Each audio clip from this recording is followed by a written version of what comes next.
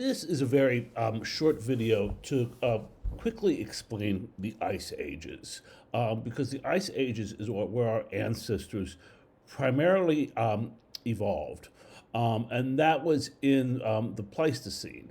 And the Pleistocene is the period on our planet where we have these ice ages. And in the last 12,000 years or so, well, the last ice age was about 12,000 years ago. And since then, it's called the Holocene. Um, uh, but let me explain the ice ages, which occur in the Pleistocene.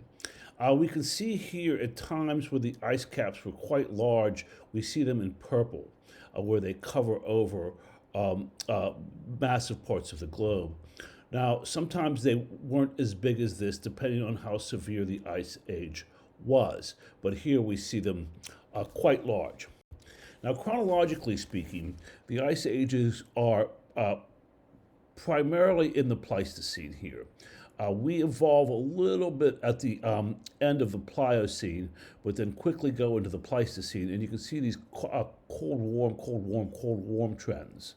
And those are the glaciations are these core moments, and then what are called interglacials in between those glaciers. So I always want to cover this area, this time today, and show that that's when we were hunter gatherers, and then the post glacial it has 10,000 years ago. That's about 10,000 BC.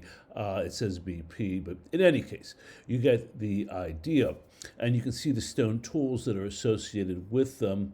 I just want to point out that much of our evolution happened in the lower Paleolithic. The middle Paleolithic is primarily, we will focus on Neanderthals, and the upper Paleolithic is when the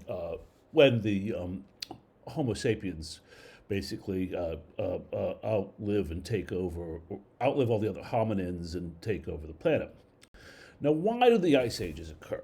Well, there's a thing called the Milankovitch cycles. And what happens is that our axis tips over time. It's not always on the angle it is now. And so we all know how the Earth goes around the sun, and in the northern hemisphere, if we are tilted towards the sun, it's our summer, and when we're tilted away, it's our winter, and it's the summer for the southern hemisphere. I think this is all well known. But this changes over time, and because there's this what's called a precession, a wobbling of the axis, and you don't have to know this obliquity and precession, but just know that this happens. It changes the type of our orbit we have, and we can see that winters will get much more severe. And basically, what we're living in right now is just the period since the last ice age. So the Holocene really is part of the Pleistocene, but it's self-referential. And we can see here on this slide the various periods. We live way over here in this deep warming trend, and we could see in the last ice age, about 10 to 12,000 years ago, it was actually a pretty severe ice age. It was quite cold, and then it would get warmer and warmer, and then it goes down, et cetera, et cetera. The ice ages are these low ones here, the warm periods we're in right now, and this also affects the sea levels, because the ice caps will absorb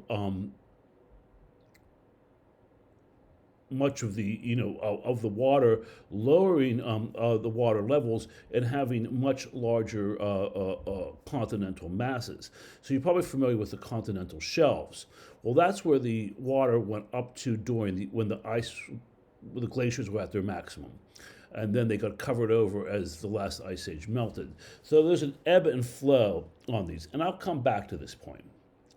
But how do we know this? Or what are the ways in which we've been able to date these and know which periods are quite cold and which periods are quite warm?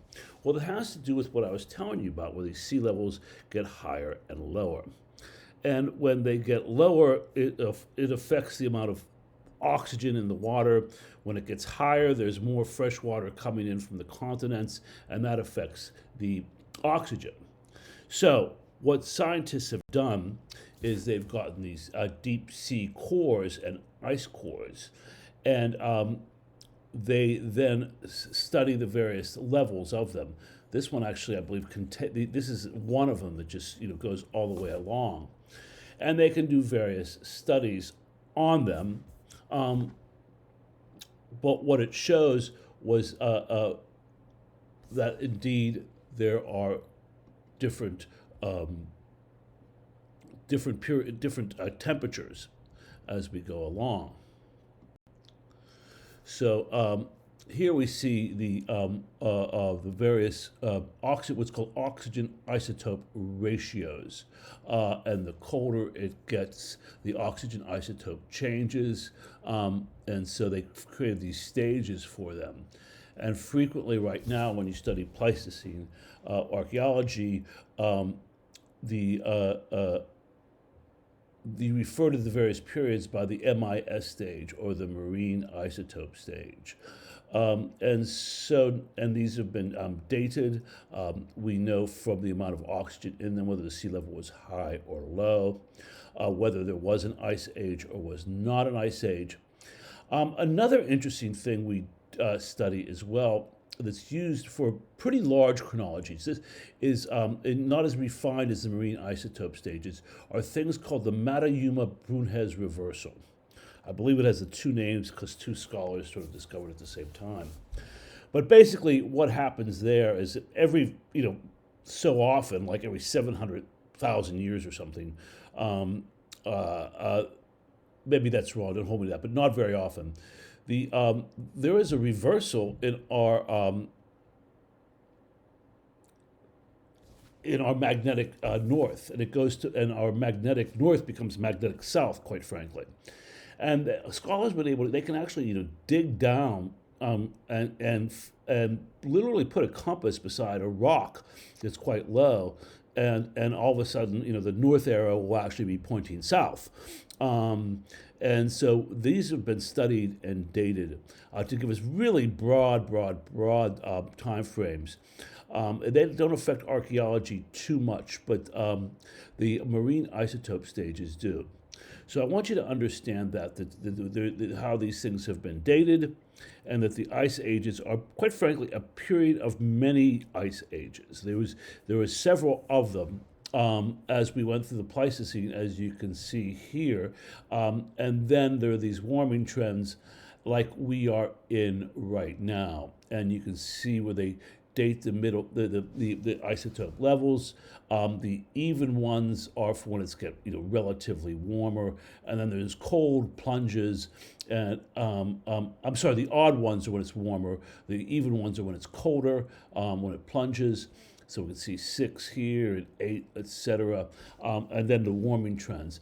Interestingly enough, the water levels are quite high now because it is quite warmer than it's been of most of the past, although we can see at the marine isotope stage 5 here, it was quite warm. The sea levels were about as high as they are now, but not so much in the previous years. But that's just a quick explanation of the ice ages. And when we think of the ice ages, think Pleistocene, because we're going to use that word a lot. It's a geological term. And when we talk about the Holocene, which was the majority of the class we spent on, it is just the period since the last ice age.